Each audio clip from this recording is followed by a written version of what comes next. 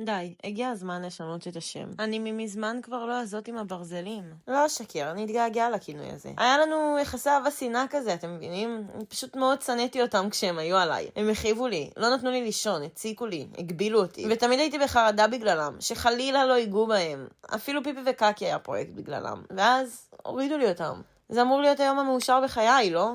רק שבדיעבד זאת הייתה פרידה לכל דבר. וכמו בכל פרידה בשלב מסוים מגיע געגוע. אז לא אשקר לכם, אני באמת מתגעגעת לזאת עם הברזלים. אני חושבת שזה שלב שכל משתקם חווה. טוב, אולי לא כל אחד בעצם? רגע, מעניין אותי לדעת. רק אני מרגישה ככה? אני מתגעגעת למעטפת החמה, אני מתגעגעת ליחס האוהב, אני מתגעגעת להתחשבות, אני מתגעגעת להקשבה. אני מתגעגעת למתנת הזמן ואיך אפשר שלא להתגעגע לשיקום. אני מרגישה בזמן האחרון שחזרתי למרוץ. אני מרגישה שמאיצים בי להשתקם, אבל אני מרגישה שאני עדיין לא שם. תקשיבו, זה לא שאני לא רוצה להחלים, באמת.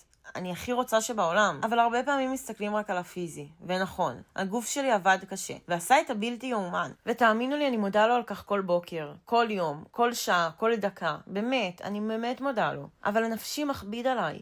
הנפשי לא רוצה שאני אחלים. הנפשי רוצה עוד זמן, הנפשי צריך עוד זמן. הנפשי כועס שלא רואים אותו ולא שומעים אותו. אז הוא מתפרץ החוצה בכל הכוח. עד כדי כך שהוא אשכרה מצליח להחזיר את הגוף שלי אחורה, וזה פאקינג מפחיד.